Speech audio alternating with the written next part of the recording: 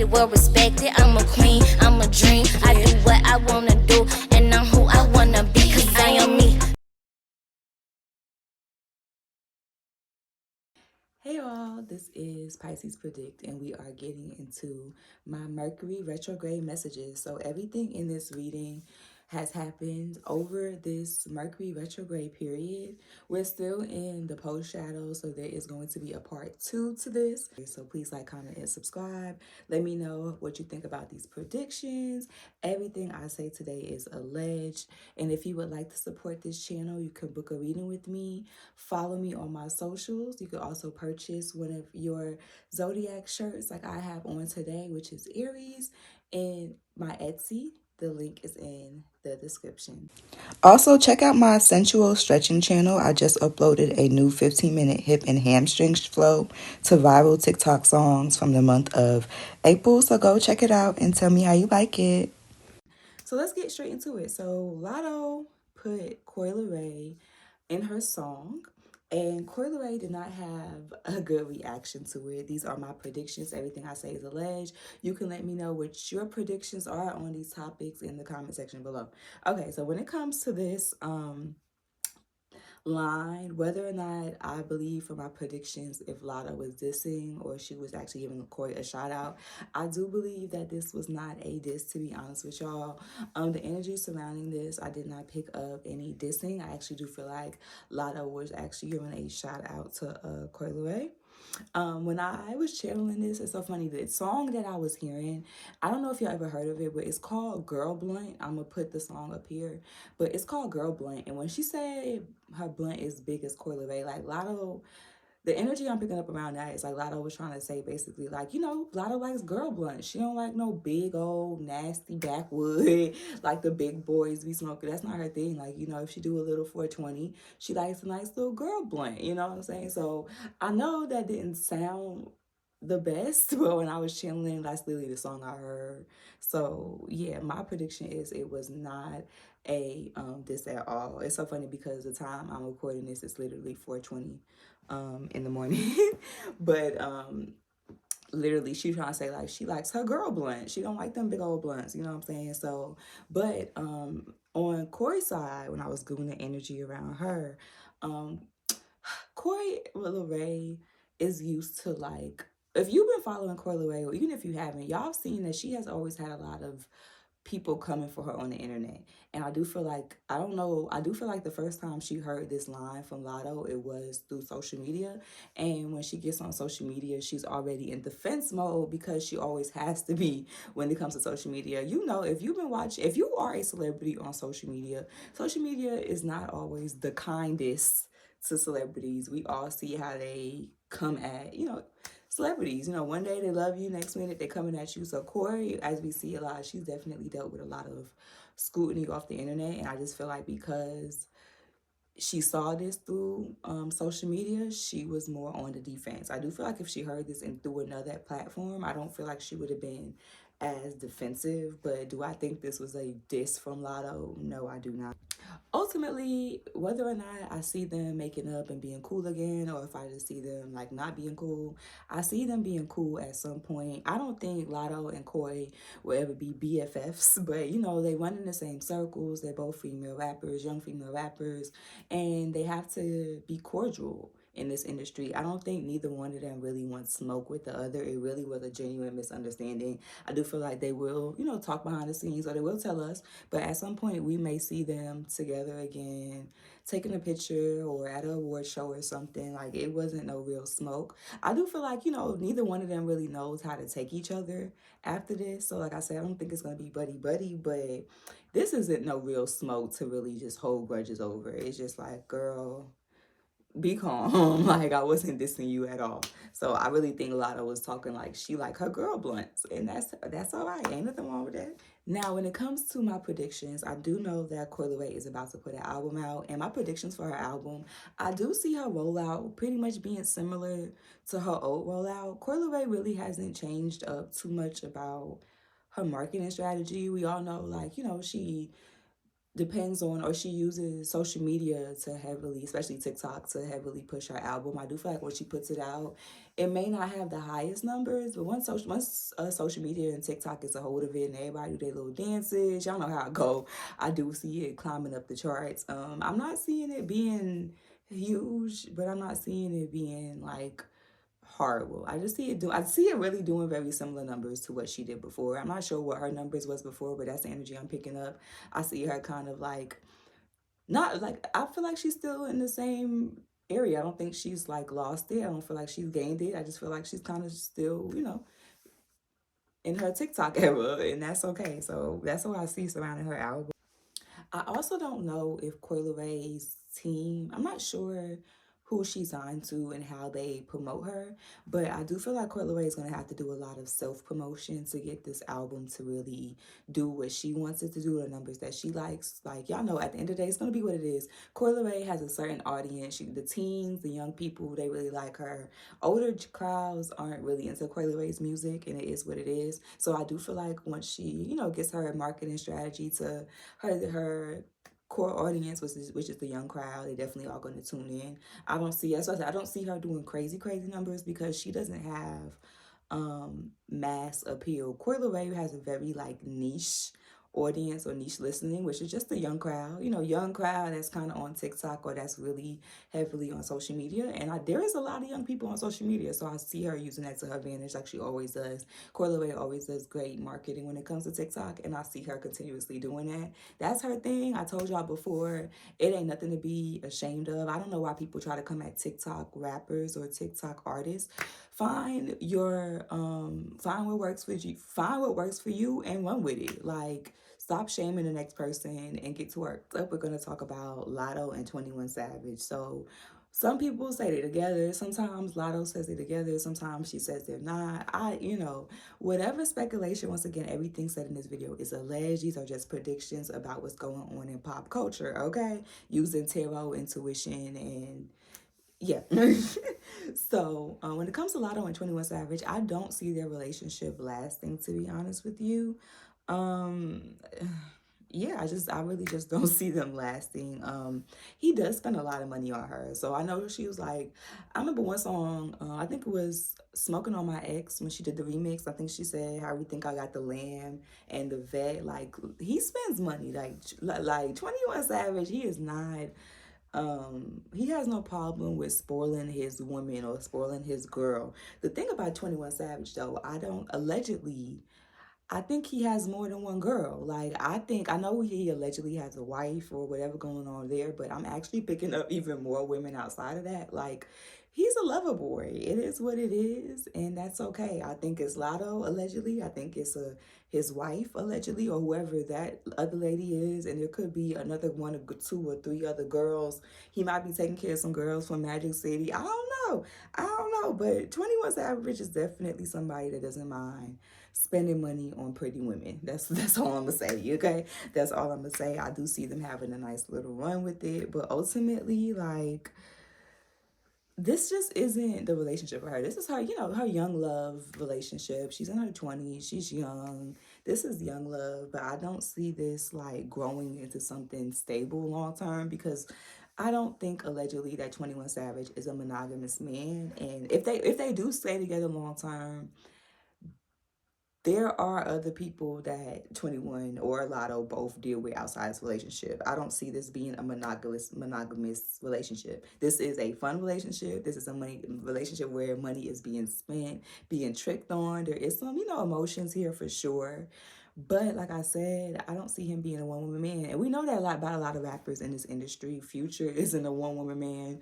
Drake isn't. Look who he hangs out with. He just made an album with Drake. Like, you know what I'm saying? Like, he likes his women. And if you okay with that, then, so be it. And if you're not, then that's where I see this going left. I do think as Latto gets older, gets more mature, I'm not sure if she's going to want to, deal with everything that comes with dating a man like 21 Savage. But for now, she's young. It's fun. Go have fun. Ease up on the tattoos, though. ease up on the tattoos. You only got one body, y'all. I don't know this whole like new trend, because this is a new trend, okay? Like I'm still in my 20s, but when I was younger, I don't remember all of these tattoos of getting men names and men's faces on you. And I remember like you get initials or maybe you get like matching tattoos, but these girls, if you listen, girls, please, girls, guys, and everybody in between, like, especially if you're not married to this person, like, do not tattoo somebody's name on your beautiful skin. You only have one body, y'all. Please. Y'all are not the subway stations. I don't understand why y'all do, but we're not gonna get too much into that. But if you've been thinking about getting your man or woman's face or full name on your body, I'm here to tell you, don't do it. Okay, especially if you're not married. But no, I don't see Latto and 21 Savage's relationship lasting long term. They're gonna be together for a little minute as they have been, like I said. Like, but Latto in her 30s, I don't see Latto in her 30s with 21 Savage. So that's all I'm gonna say about that. Those is my predictions. Oh no, I'm sorry. As far as Lotto goes, also I do see her potentially coming out with a swimwear line. She also, I know we've been seeing her do some cooking content. She may take that up a notch, try to come out with a cooking book or cookbook or something along that line, along those lines. I also see her working with someone in her family on with music. So I know she has a sister. I don't know if her sister does music. They may try to collab, or I don't know. Somebody in her family, Spirit is telling me there's more people in Lotto's family, may be like distant, but there's some people in her family that actually do music or are also into the music industry. And I do see her working with them more, and I see her having more fun with it. I don't see her going anywhere anytime soon. I see some more freestyles coming for her. I do feel like right now, like she feels like she has something to prove, especially when it comes to her pen. Like y'all heard this, what is it, Rip Me Out the Plastic? I don't know what the name of that song is, but if it is called Rip Me Out the Plastic. But I actually really like that song. Comment down below whether or not you like that song. But Latto was spitting bars. Like, if you listen to that versus the other single she's put out, is very, very different. And I really see her really pushing her pen, really like so doing more freestyles. Like I said, she did that Smoking on My X-Pac freestyle. I really see her wanting to prove to people like, y'all playing with my pen. Like, she really wants to tell people like, stop playing with my name. Like, I do see her really going hard. So if you a Latto fan, look forward to her really dropping like bars. Like, I have to be honest with you, I do like that whole big energy time. I do feel like she's gonna, that whole pop Latto thing, I don't know, like I think she tried to do it, but ultimately she wants to go down as in history as a really good rapper. Like, I see her always dibbling dabbling into pop in other lanes, but she wants to be a rapper, a well-known rapper, and I really see her investing in her bars. Okay, that was Latto and Kroy Leray. Let me know what you think about those predictions. Please like, comment, and subscribe. And like I said, check out my Etsy shop, book a personal reading. I can look into what's going on in your energy as well. Now we're gonna get into Bambi, Scrappy, and Erica. Okay. Now when it comes to Bambi and Erica, I'm not gonna include Imani. I know she's of age, but I don't want to include her in this. It's no need. It's enough adults in the in the pot to talk about. So I'm gonna leave Imani and her energy as much out of it as I possibly can. Okay, so we're gonna keep it more to Bambi and Erica. When it comes to Bambi and Erica, when I was looking into their energy, I really don't think Erica has ever had smoke for Bambi. Like, I don't know what originally caused these women to have a rift outside of Imani. But there definitely seems to be like Erica's energy is very grown woman. If you watched Erica on Love and Hip Hop growing up, or just who she is today, she's like, don't get me wrong, she has her moments, you know what I'm saying? Like everybody else does, but she's always been a very like mature woman when it comes to how she handles being a mother, being a parent, and things of that nature. So like I don't ever see Erica coming at Bambi in a way that's been childish or anything like that. And what's so funny about this situation is, y'all remember on Love and Hip Hop, because I did watch Love and Hip Hop Atlanta in the beginning when it was good, okay? And I remember like Scrappy and Mama D like really not liking Erica, always having something to say about what she did, how she parented, how she was acting for child support. But what's crazy is, allegedly, I do feel like now that Scrappy and Mama D have experienced Bambi, and what I mean by that, no shade to Bambi, but y'all see Bambi does do petty things. Like Bambi's out here making rap disses, Bambi's out here coming for Amani. Like, don't get me wrong, when Erica and Scrappy got into it, did she hit the low belt and do whatever she did? Sure, but she never went to the petty level that Bambi did. I do feel like Scrappy had to experience a more immature woman to appreciate Erica. Ultimately, what's the crazy part is, I do feel like if Bambi and Erica did not like Scrappy, they may have been cool in another lifetime. Like there is no beef between them other than the fact that they like the same man. And you'll be surprised how many women or just people in general, if you just took the relationship or the man or the woman out the equation, you realize that, oh, maybe we could be cool. But of course, I don't see Bambi and Erica really being tight. But they don't have any animosity or any problems if it wasn't for Scrappy and how he handles situations. So, but other than that, I don't see any smoke for them. As long as Bambi don't come for Imani again, I don't see Erica and Bambi ever having a back and forth or a tit for tat online ever again. You know, Erica don't play about her kids. Okay, like I said, that's the one thing she's always been very mature about. And as long as you don't come for her kids, she don't got nothing to say. Like you can even come for Erica. Like Erica don't care. You can come for her all day. She'll just ignore you. But when you come for her children, another story, another time. We not doing that. Okay. So, but I don't even see Bambi doing that. Bambi did come out and say she's gonna leave the kids out of it. And I do genuinely see her doing that. She just needs to grow up. Both of them do. Scrappy and Bambi were attracted to each other because they both have to work on the same things within each other. Like they are very similar people, which is what the problem is. Like I feel like it's so funny. Erica, I feel like when Erica first saw or heard they got together, she was like, oh y'all a perfect match. Like immature. Like yeah, get together. Like I don't think Erica had a problem. She was never jealous of Bambi. I mean, she was never jealous of Bambi and Scrappy's relationship. Like I feel like Erica and Shay was a little different, but I really don't see Erica having an issue with it. I feel like Scrappy and the problem with Scrappy and Bambi is like they both mirror each other. It's like, you know, when one partner does some foolishness, the other partner can't do foolishness too because you're never going to make up. Like there has to be somebody here that wants to be the bigger person, but neither one of them ever really want to be the bigger person, which leads their problems to get bigger than what they need to be. Another thing that I picked up, which is also random, but I don't know if we may see at some point Scrappy give Erica a very expensive gift or a very expensive gift, very expensive Mother's Day or something like that. Because I do feel like Scrappy having children and kind of doing this all over again with Bambi at an older age kind of lets him look back and realizes like how childish he was being when he was raising Imani with Erica. Sometimes you gotta like do things twice so that you can look back and be like, oh, maybe I shouldn't have done it like that the first time. You know what I'm saying? Like I do feel like Scrappy becoming a father again really allowed him to evaluate how he was a father the first time and where he came up short. And it's gonna take some time. Like I said, I don't know if he's gonna get Erica expensive stuff yet, but I do feel like in time we may see him give her a really expensive gift. Because I do feel like he wasn't spending money. He was not, we didn't see Erica talking about putting her on child support, things of that nature. He was not giving money to Erica the way he should have been. And let's be honest, I'm not here to blame Imani. I'm not here to blame Scrappy. I'm not here to blame anybody in these readings. I just feel like Scrappy is going to, at some point, like I said, through raising the kids the second time, which is a good thing, he's going to be able to really just look back at where he went wrong. And I do feel like in his own way, he's going to try to make up for his pitfalls or his, his shortcomings to when he was raising Imani when she was young. So I do feel like he is learning from this experience the second time around and being a dad for sure.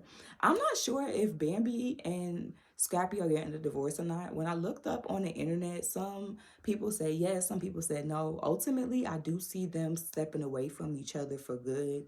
It could be some time from that because, like I said, this is a very up and down relationship that they do have, but I do feel like ultimately they will leave each other and get a divorce if they haven't started that process already. Whenever Scrappy and Bambi if they do get a divorce, I do feel like it is going to take Scrappy some time to fall in love again. We may see both of them dating and may get in a relationship quickly after they split, but I don't feel like Spirit wants either one of them to open their hearts up until they work on themselves. This relationship between Bambi and Scrappy ending, when it does end, nobody was right. Scrappy has a lot that he needs to work on within himself, and so does Bambi. They need to work on being better people before they can actually work on being better partners for each other. Let me know what you think about those predictions. Next up is Kim and Kroy. Let me know what you think about Kim and Kroy filing for divorce, if you saw it coming, things of that nature. So when it comes to Kim and Kroy, ultimately, I do feel like this divorce is strongly based off of money issues. I know some people, like, some people break up because of infidelity or a culmination of things, but I do feel like this relationship is really, really on the rocks because of money. I wasn't picking up anything else but really money surrounding them, money being an issue. I don't see cheating or anything else. The thing about this connection is, once again, I'm not blaming. There's no right or wrong when it comes to anybody that I'm reading. Just reading the energy surrounding it and telling y'all what my predictions is. And y'all can let me know what y'all think is going to happen as well in the comment section down below. Kim and Kroy. The thing about Kim and Kroy is when Kroy met Kim, we all seen it. We watched it on Housewives. We all know that Kim is a very expensive woman. When Kim left Big Papa, we know that Big Papa, I don't know if he was I think he was like a multi-millionaire. Big Papa had a lot of money. Kim is used to the finer things in life. And when Kroy met Kim, he wanted to provide that for her. The problem is that, yes, Kroy made a good living, a great living being a Falcon. He knew that ultimately, though, before he even married her, allegedly, he knew that the amount of money he was making would not sustain the type of woman that Kim is and the amount of spending he's seen her do early in the relationship. Kim does like whatever issue Kroy is having with Kim and her spending now was there in the beginning because we've seen it. Like, I'm not trying to, like I said, there's no blame because I'm not trying to blame anybody. But what I'm trying to say is I've seen a lot of people trying to come at Kim for her spending. But we also have to look at Kroy in his enabling. He never stopped Kim. He never told her slow down in the beginning. Quite frankly, I don't know. Maybe he did. Y'all can remind me. I haven't watched those old episodes of Housewives of Atlanta in a long time. But I just remember them living very lavishly. Like, I don't remember any slowing down when it came to finances with them. Quite frankly, I remember they had a little bit of issues when it came to their houses and moving and money, but I never remember him telling her, like, slow down, let's budget, or vice versa. He knew she was a big spender when Kroy knew Kim was a big spender when he met her, and he wanted to provide that lifestyle for her. But he knew once he looked at his salary from the Falcons and thinking long term that was not going to sustain them forever. I just don't think he knew it was going to blow all up like this the way it has. So ultimately, is Kim spending a problem for this connection, and it was leading to, their issues? Allegedly. But did he know that from the beginning of their relationship? Allegedly. So, hey, about Kim and Kroy, though, is for right now, I do see them ultimately getting a divorce, but this relationship does have a little bit of a chance of either that. Y'all remember how, like, Greg and Nene got the divorce and then they got back together after? I could definitely see them being kind of on and off for a minute. This is not going to be a cut and dry, we're done with each other, we're never looking at each other, dealing with each other again, ever again type of situation. This could definitely be something that could be like they separate for a long time and then they may talk about getting back together. So this is not, to me, this is not like set in stone divorce, never ever ever again. The thing about this is I ultimately feel like it's gonna be up to Kim. I did see Kroy was in the blogs recently about, like, saying that Kim's been gambling and things of that nature, but ultimately I do feel like them ending and calling it quits for good is going to be up to Kim, because at the end of the day, it's not that Kroy doesn't love Kim, is that Kroy doesn't love Kim spending. If Kim has to decide whether or not, basically this is going to come down to Kim basically allegedly having to decide whether or not she wants to downsize her lifestyle and stay with Kroy, or does she want to move on and, continue to try to find somebody that can continue to provide the lifestyle that she's used to? Because this is just a life, this divorce is about lifestyle. Kim and Kroy ultimately, in the end, have two different ideas about how they want to live the later years of their life. Kim wants to live later years of her life, or for the rest of her life, living lavishly, because that's all she's really known for a very long time. Not saying, we all know Kim does not come from money, but what I'm saying is she has lived a wealthy lifestyle for a very long time, and that's how she wants to continue to live. Kroy, however, doesn't really care too much about that. He just loves his family, like literally family, faith, and football. I feel like he's like, that's what I'm hearing in my head when I'm hearing seeing Kroy's name. That's all he cares about. As long as he has his family, a nice little yard for the dogs to run, and they can go, you know what I'm saying, hunting and fishing or whatever, and you know Kim can be and all the family can be there. He's cool. It's Kim who needs all of the glitz and glam. So if Kim is willing to downsize, they could potentially make this work. But if Kim doesn't want to, and y'all can't blame this is not a video to blame Kim or Kroy,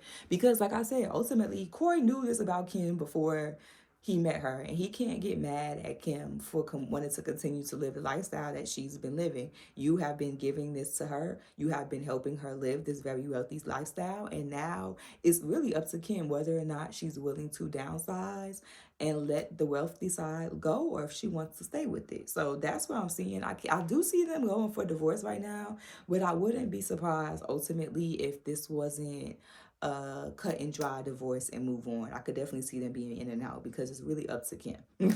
Allegedly. If she's cool with downsizing, they can make it work. But if she's not cool with downsizing, I do see them ultimately going through the Kim may come back to TV. As far as right now, like I know she's gonna have like maybe an episode or two of Housewives right now. That's kind of what I see the extent of this being, because Kim is going through a lot. Like I don't see her wanting to publicize this divorce at all. She does not want to bring that to Bravo TV. She doesn't want the scrutiny and all of that. She does not like.